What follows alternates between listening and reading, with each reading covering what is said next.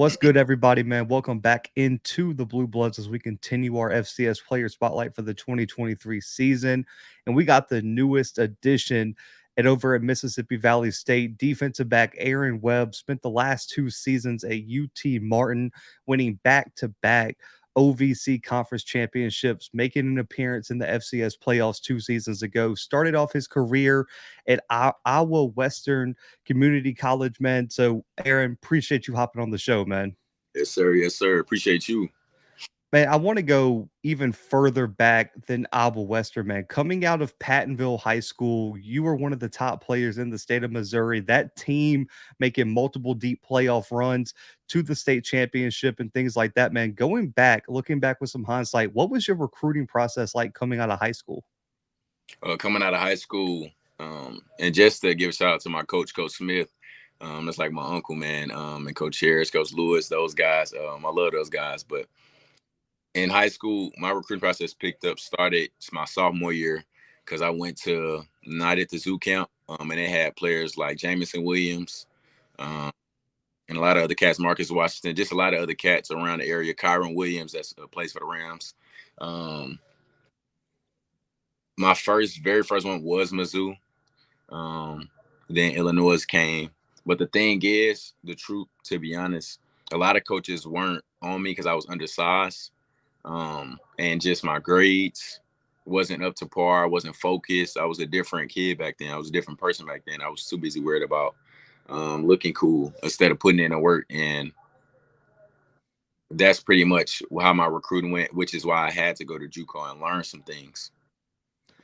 I think in today's age of college football, media, fans, after the release of Last Chance U, a lot of the struggles that you guys have to go through, the challenges you guys face in JUCO were kind of aired out, put in the public. When you look back on your JUCO experience, what were some of the biggest learning experience for you at the JUCO level? Biggest learning experiences, like I said, just learning how to adapt and be a professional. My DB coach was named Coach Finney. Head coach Eric, Coach Strohmeyer, Coach Blackburn, Coach Terry, all of those guys, they really taught me how to be a professional, and even just football, learning how to read formations, learning where everybody is on the field. The amount of work you really got to put in to even give yourself a chance to be recruited. It's a lot of different things that I learned. And I thank them for that, and just getting bigger, changing my mentality. Everything was about me in high school. I always thought I was the best, but when you get to JUCO, another big thing that people don't realize is it's a big misconception with JUCOs. You think you're going there and you think you're just gonna start, and it's a lot of different factors, but it's it's cats from Division I schools, all over the place, from the biggest schools, FBS. We had a cat from Oregon come down there. It's just the competition is out the roof, and you have to figure out how to set yourself aside and make sure you can, make a way out. You did that, man. You go on, sign with UT Martin, and we'll get into winning the championships and all the great things you accomplished there. But that recruiting process, man, what was it about UT Martin that stood out to you and led you to signing with the Skyhawks? I would say a big shout out to Coach Polizzi and Coach Simpson. And a lot of people don't know this as well. So I actually got a scholarship from a private workout at UT Martin. So it wasn't like the traditional, I had a lot of choices and I'm going to go to Martin just because. It was one of those, they gave me the chance and they seen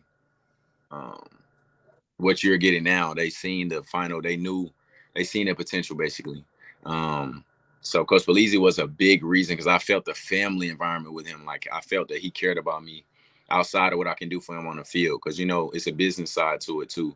And obviously I know this how these guys get paid, but he really took a chance on me and has been in my corner still to this day. And now he's the defensive coordinator at Tulsa, and he still rings my phone. He still makes sure I'm good. So I love that. Man, shout out to him. Listen, I know Coach, and I when I saw he got that opportunity, man, they couldn't have came for a better guy, and he definitely earned it with those defenses. That's where I want to get to next. Yeah. The talent that UT Martin has had on the defensive side of the ball for the past 2 seasons is ridiculous. My guy Dalen Dotson Yeah, coming back next season at defensive end. You had John Ford, yourself. I mean, listen, we could spend all day going through the list. How competitive were practices, man? And what was it like to play on a defense that loaded? it was very competitive, and I'm a very competitive player. So I think we had guys like even the guys that you didn't mention that I want to shoot out, like Chris Hunter, Tevin, um, a lot of giving like Dalen Dawson. We had Rob Hicks, O'Shea Baker. Um, just it's so many that you can name. Carson Evans. It's a lot of them, and that I learned from them. And there's times where we would get in trouble because Coach Simpson is definitely an offensive minded coach. So when we killing him in practice, now all of a sudden we got to run. All of a sudden we had a bad practice. But I learned a lot of different things from them guys, and even learning how to be a professional, just the work you had to put in. Because coming from a JUCO is a different.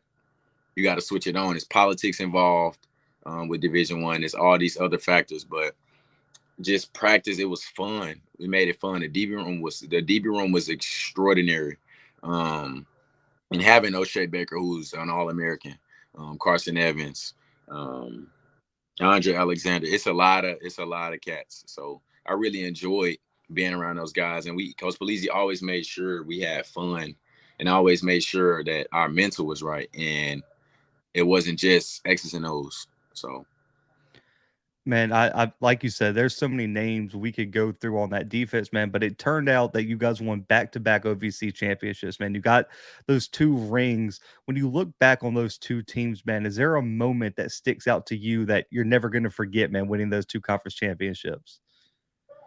I would say the biggest one is when we beat Missouri State, because when them having Coach Petrino, who's a very good coach, a lot of people counted us out and they felt like we shouldn't have even been in the playoffs.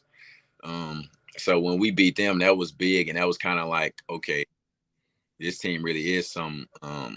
We really can be a force to reckon with just the people we have. And we went through a lot of injuries. And shout out to Dresser Wynn, who now plays for the Rams.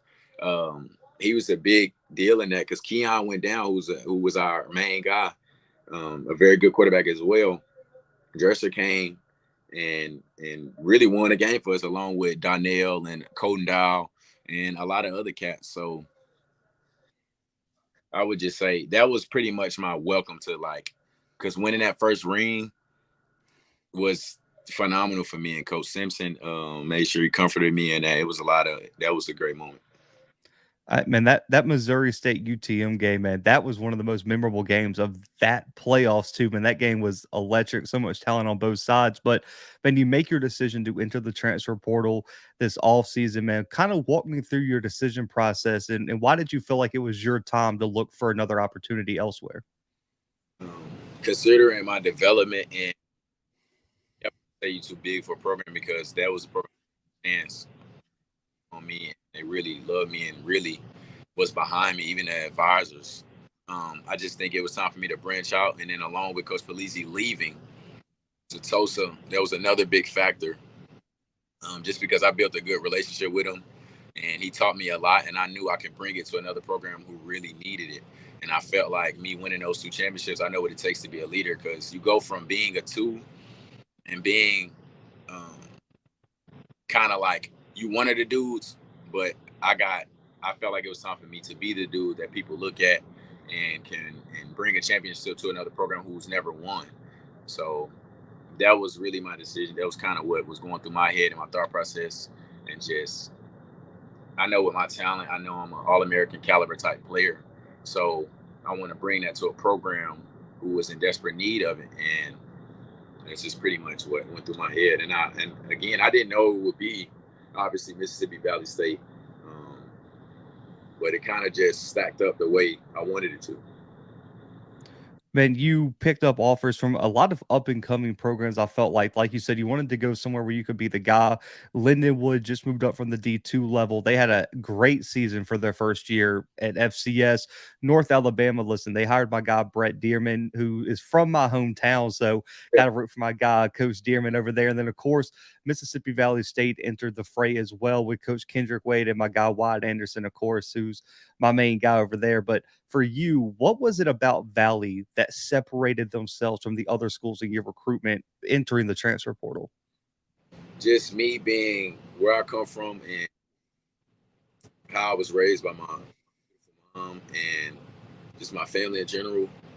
I'm a low maintenance guy, so it really didn't matter about the facilities, all the other nice things. I've already seen that kind of at Martin, and I think it was really just about the feeling that Coach Wade gave me and Coach Thompson, and it was similar to what Coach Belize. You can see the faith there, and they just kind of knew what player they were dealing with when I stepped on campus. They just knew, okay, that we had a chance to build something around him, and I want that opportunity, and I wanted to have that, and I want to turn around the Valley and change the narrative on HBCU football.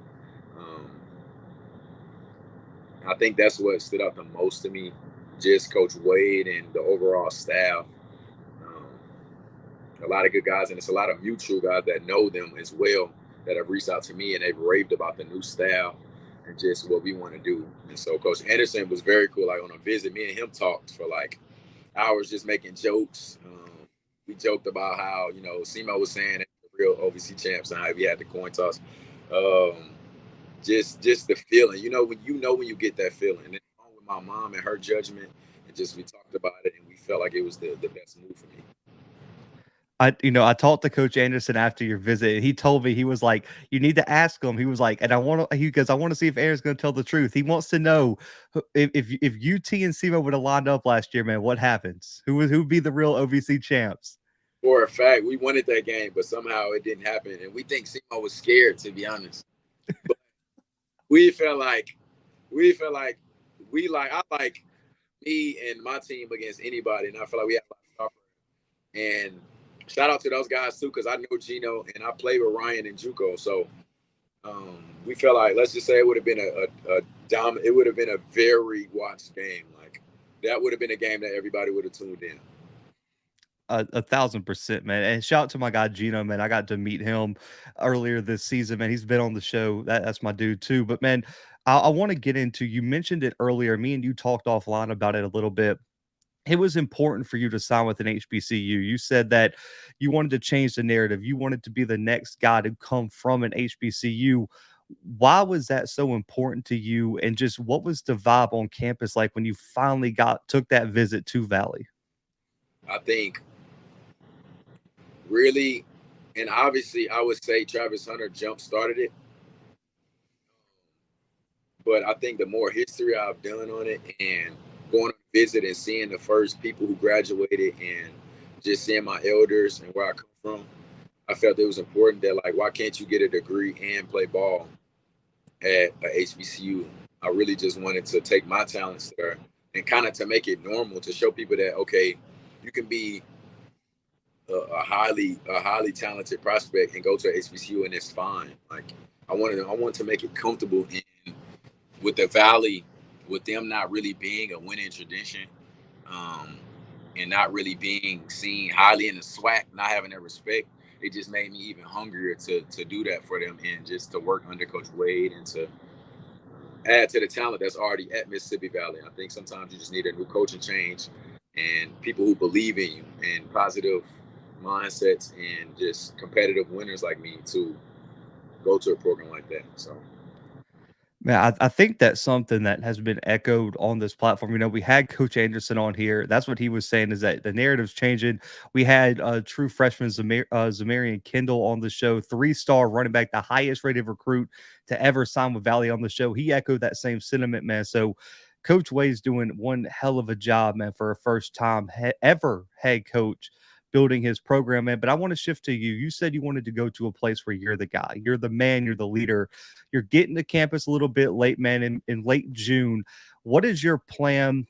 What's your approach to establish yourself in the leader as a locker room at Mississippi Valley State? I would say just to really lead by example, because a lot of guys kind of already know me and they've been showing love, what you can do, but just to lead by example and to look really this time. I know a lot of guys say that, and it's so easy to say, but it really comes with a lot. Just the way I take care of my body, just the really I'm there, um, just the impact on the younger guys as well. So really, just to go down there with my head down and work, nothing is gonna be given. regardless of how good you are, regardless of how known you are. It's not a politic. This is not politics. This is not a competition, a popularity contest. What Coach Simpson always says, not a popularity contest. It's about who is going to work and who can be trusted and who can be counted on. So, along with the coaches believing in me, I believe in myself, and I'm very confident in my abilities, and I want to help this team. So, I know what I am going to do for Mississippi Valley. Man, I love it. And looking at your career, man, I want to take a step back. I want to compare Aaron Webb, who stepped on campus in JUCO as a true freshman, to the guy I'm talking to now. What's the single biggest on-field change that you've seen in your game or development? I would say that's a great question. I would say my IQ gotten way better and just learning to play fast, control. So the way I play, and I have a very high motor. There's really no off switch. So when I practice, that's exactly what you see in the game. So I had to learn how to again be a professional, take care of your teammates, play fast but play under control. Um, Knowing how to read things, being able to react. You can't think as much in football. Um, And if you do, it's pretty much a bad thing if you're thinking too much because you can't play fast. Next thing you know, a touchdown go over your head. It's a lot of different things. So I would say the biggest thing that I really worked on was being able to use my skill set and play fast, but under control to where I'm making the plays that comes to me. I'm not forcing it; it's just coming to me. I think that's the biggest thing too, man, and I think that also comes with just the game slowing down. I think everyone who's played the game remembers that first game where everything seemed like it went from like 1.5 speed to point 0.5, and it just changes your whole outlook on how you play, how well you play. But man, looking at you, you're coming into Valley this first season. What are your personal goals for the 2023 season? Well, to obviously win a national championship, um, that's the number one goal is to win. Above all else, with me, um, we have to win games um, to win a championship. And along with that, obviously, to become an All American, to be an All SWAC type of player, um, be an All Conference player, and along bring my teammates as well with me. Um, and to those guys who have already done it, learn from them. So it's just easy. It's an easy adjustment for me. But ultimately, to win a championship.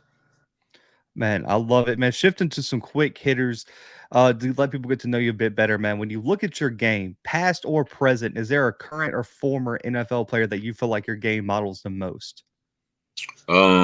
I would say Buda Baker, um, Tyron Matthew, and a little bit of Micah Hyde, but mainly really just how physical I am and me having an underdog mentality. Um, Really Buda Baker and Tyron Matthew. When you look at your career, man, on the field, what was your welcome to college moment, whether it was in JUCO and or UT Martin? Um, Welcome to college moment. I think I would say my welcome to college moment. I'll do both from since it's JUCO and UT Martin. I think my welcome to college moment was just simply when I got to my first practice um, in JUCO and Iowa Western because there's so many cats from different schools. Like we had Zaquandre Wright, he came from Florida State. We had Brian Sneed, who came from Ohio State. We had a lot of like players. So the speed of it and the physicality was cranked up a notch coming from Pattonville. So I think my first practice, I'm going to tackle Zaquandre, and he runs me over. And like my helmet, I get up my helmet all adjusted. I'm trying to, I'm adjusting my, and they were saying like my coach was literally saying like, welcome to college, like that's what it is. So that kind of got me into the mindset of what I have to do to be successful, get bigger.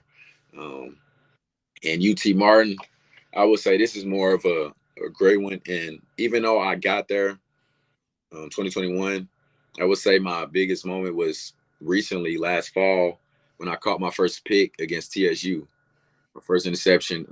I think that was more so my welcome to college, like in terms of just me finally realizing like, okay, the hard work paid off because that was really my show out game. That was probably my best game, along with Tennessee as well.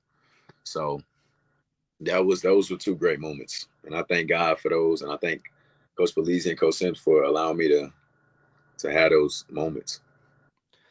When every I'll be honest, man, out of all these interviews, everyone throws DBs under the bus, and the DBs claim it, and they say they're always the biggest trash talkers on the field out of any position. For you, how much apart is trash talking of your game, and it just in between those white lines on game day?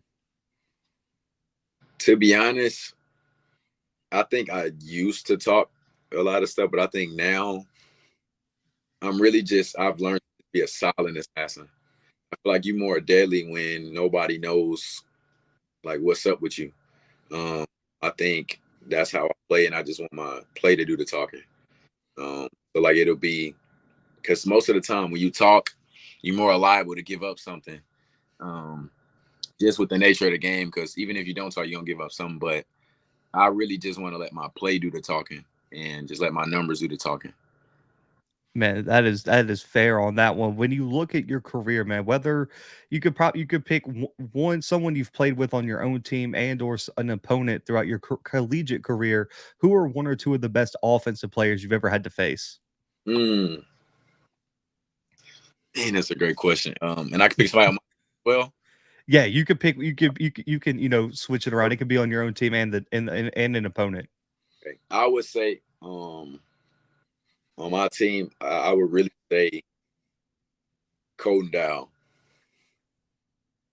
Colton Dow is one of the hardest workers you will ever see, most humble guys, and just makes the play literally every single time. Um, phenomenal dude. And on other team, who really gave? Oh, I would say Geno Hess. Um, Geno always gave us trouble, along with Everybody. He gave everyone trouble. he gave. I would say Geno Hess is probably one of the best running backs I've seen. That's my guy. So those are two guys, and it's plenty of people, and they're probably slipping my mind. Um, but I would say Geno Hess and Colton Dow for sure. That's why I told you before, I was like, I like to word my questions differently, man, because I know, because, I do my research for the interviews, and I was like, man, this guy played against Colton, who just went to the Titans, who's going to make the roster, who's been balling out. I was like, I know that's got to be a pick. And, you mentioned Gino. The first game I got to see him play in person was against Tennessee State this year when he set the school's all-time rushing record. He put up three touchdowns in that game, and like 250 effortlessly, and didn't play the fourth quarter. Yeah, I was like, "That's unfair, man." he's a dog, and it's plenty more. Oh, yeah, man. The OVC's loaded with talent, especially like, offensive. There's some, like, absolute ballers offensively in there, like Ryan Flournoy, I know from SEMO, All-American, and I Yeah, think up until they got a Paxton at quarterback, I don't know if he really got to shine as much as he probably was talented, and I mean, even, was it Zach Wallace for UT Martin too at running he back? that's one of the best running backs I've ever seen as well. And even shout out to Sam Franklin. Yep. A lot of know how good Sam really is, but Sam is very good. He was really a 1-2 punch, and even Peyton Logan, who is a professional now. So it's been some loaded talent at Martin lately as well. Absolutely, man. So looking just at your game, man, one on one, if it just happened to be, I know you play a lot of safety, but one on one with a wide receiver, what's the number one mistake they can make against you? I would say, receivers nowadays are they're pretty. I would say going to the line with no ill, like I am a DB with ill intent. So they go into the line, especially if I'm impressed, hands down, lackadaisical. Um, just even if it's a blocking play, like you better look intense every play, because I'm somebody who's coming at your throat every play, and it's just how my motor is. And I was taught that way from just my coaches, just young, like Coach Jones, Coach Jerry. A lot of different coaches. My high school coaches, good trainer. And I also want to shout out Coach BG, a very good trainer who trains a lot of cats around St. Louis and has gotten them to different programs. And just Coach Steeples, who's now the DB coach at LSU as well, who was my trainer. So it's a lot of good. It's a lot of good people who have molded me and helped me get to where I am today. Man, the final question, and probably the most important, man. What is your message to all the Valley fans on what they can expect from this team and you these next 2 seasons, man? I would say, without a doubt, you guys can expect us to change the narrative and put a spotlight on the Valley. Um, we will win games and we will put ourselves in position to championship. And it's up to us to get the job done, to lock in, and make the main thing the main thing. There you go, man. Hey, I like the hashtag Valley Emotion, man. Since you committed, you've been super active in terms of promoting Valley, letting people know. And I know this was a big interview, man. As soon as you committed, you hit me up and you're like, man, we got to get this interview done so we can get some Valley on the map, man. So I appreciate you reaching out, man. I know we've been talking for a while since you went to the transfer portal. So I'm glad to finally have you on the show, man. But this is all about player promotion, man. Let them know where they can find you on social media, contact you for NIL, and anything you want to say to the people, man. This time is yours. Got you. My IG, my Instagram is at Aaron Webb, 2 underscores Aaron Webb 1, Twitter _Aaron 7. And again, I just want to shout out to all the people that's get to this point. And I'm still building on to my legacy. It's a lot more for me to accomplish. And again, shout out to you. Thank you for letting me be able to shine a light on HBCU football, change the narrative. And I look forward to being in some of those articles you make because I will be making plays. Hey, man. Hey, tomorrow, not only will this interview be posted, you guys were recording Thursday night, man. Friday, this interview will be out. Also, the article, Aaron's going to be the featured player in our FCS front page, man, which covers all the recruiting news, all the good FCS news on the website, man. You can find that at the bluebloodscfb.com. Of course, I know this guy's going to be gunning for all conference, all American list at the end of the season as well. But guys, man, make sure to follow Aaron on all social media, man. You're gonna want to keep up with this guy's journey. He'll definitely be back on the show after the season and be a mainstay on the show, man. This is my guy right here. And guys, for Aaron, for myself, and for the Blue Bloods, man, we are out for right now.